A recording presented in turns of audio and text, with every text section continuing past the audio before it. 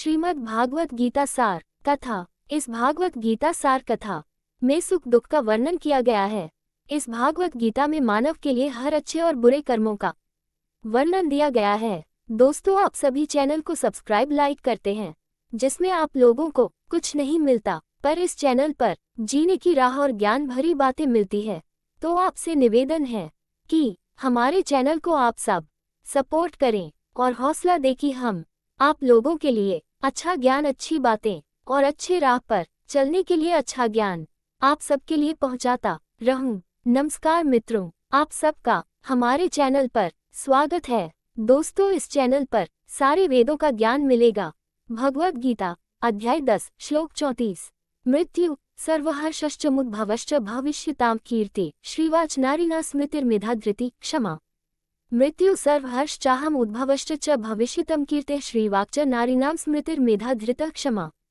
मृत्यु सर्वहरः सर्वभक्षी च तथा अहम मैं उद्भव उत्पत्ति च तथा भविष्यतां वे वस्तुएं जो अभी होने वाली है, कीर्ते यश श्री ऐश्वर्य वाक उत्तम वाणी च तथा नारीणां स्त्रियोचित गुणों में स्मृति स्मरण मेधा बुद्धि धृति साहस क्षमा क्षमा।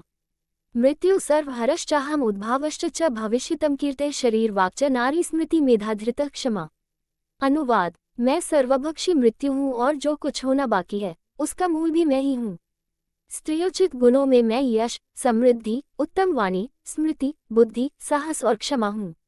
अंग्रेजी में एक मुहावरा है, मृत्यु की तरह निश्चित। जो जन्म लेता है उसकी मृत्यु निश्चित है। सभी जीवन अनिवार्य रूप से मृत्यु में समाप्त होते हैं और इसलिए मुहावरा है मृतंत। भगवान केवल सृजन की शक्ति नहीं है, वे विनाश की शक्ति भी हैं। वे मृत्यु के रूप में सब कुछ खा जाते हैं। जीवन और मृत्यु के चक्र में जो मरते हैं वे फिर से जन्म लेते हैं।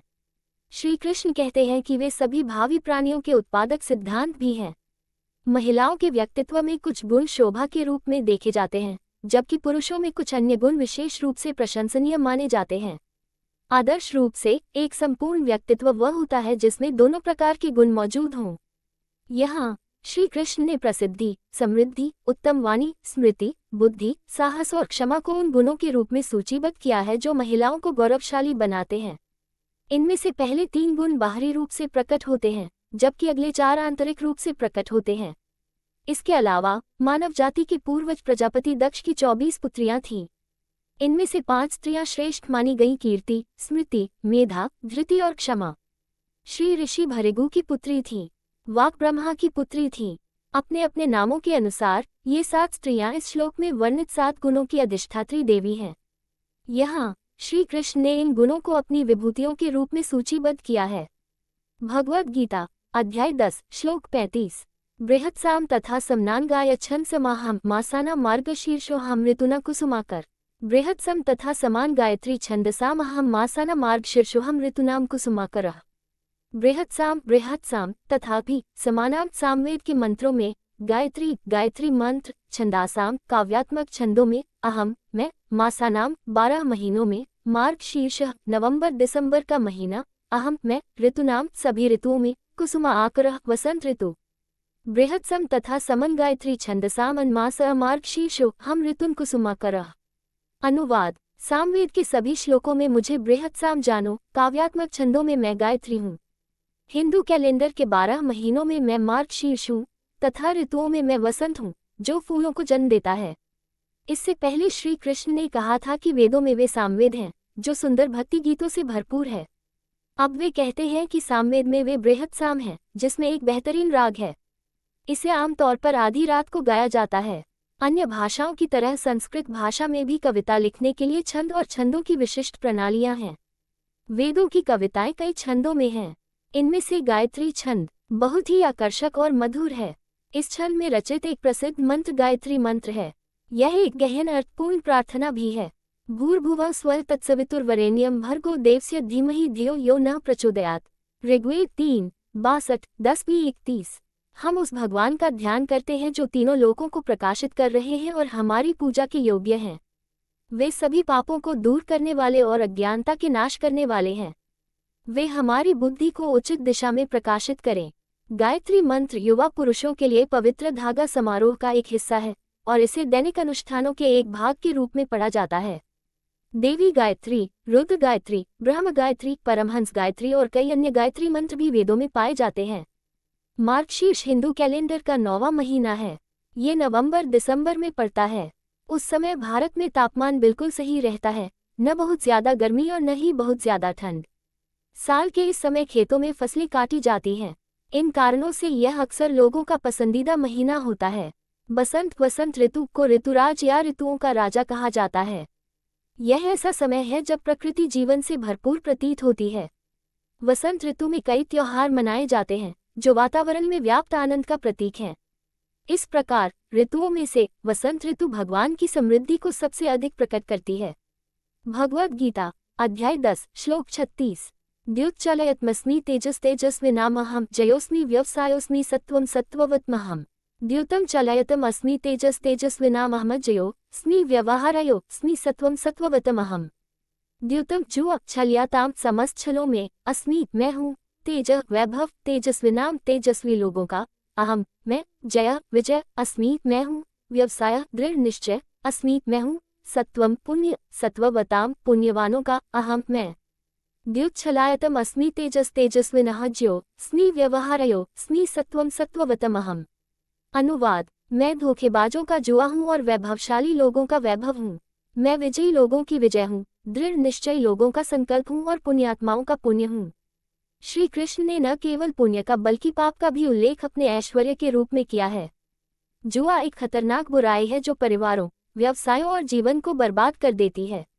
ये युधिष्ठिर की जुआ खेलने की कमजोरी थी जिसके कारण महाभारत युद्ध हुआ। लेकिन अगर जुआ खेलना भी भगवान की महिमा है तो क्या इसमें कोई बुराई नहीं है और इसे क्यों मना किया गया है?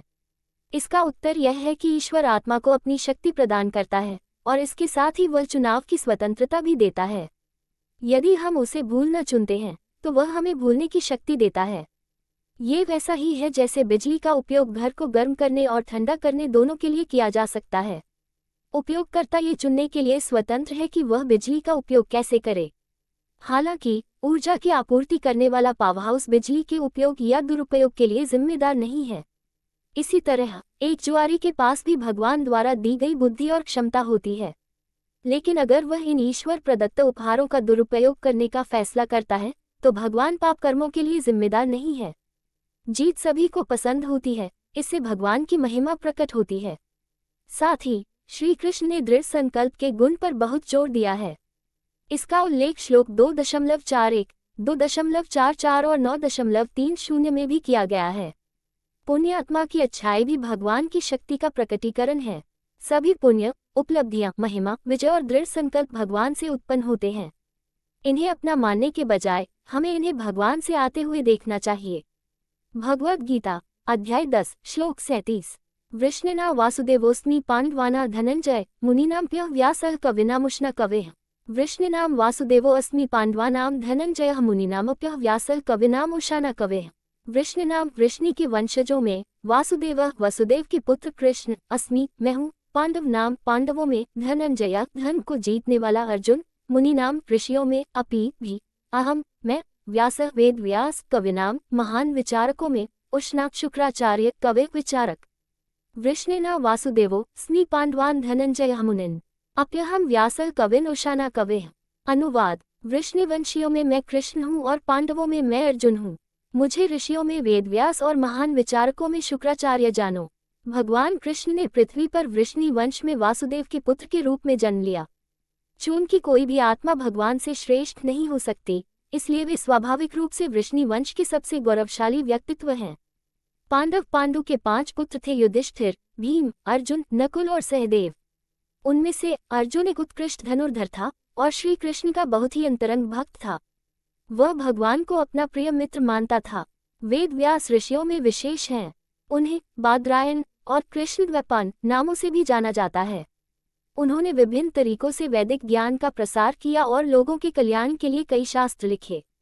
दरअसल वेद व्यास स्वयं श्री कृष्ण के अवतार थे और श्रीमद्भागवतम में अवतारों की सूची में उनका उल्लेख किया गया है। शुक्राचार्य एक बहुत ही विद्वान ऋषि थे जो नैतिकता के विज्ञान में अपनी विशेषज्ञता के लिए जाने जाते थे। वे राक्षसों को अपना शिष्य बनाने और उनकी प्रगति का मार्गदर्शन करने के लिए दयालु थे। उनकी विद्वत्ता के कारण उन्हें भगवान की विभूति घोषित किया गया है। दोस्तों, आपसे निवेदन है कि हमारे चैनल को आप लोग सपोर्ट करें। वीडियो अच्छा लगा हो तो लाइक शेयर सब्सक्राइब जरूर करें। धन्यवाद।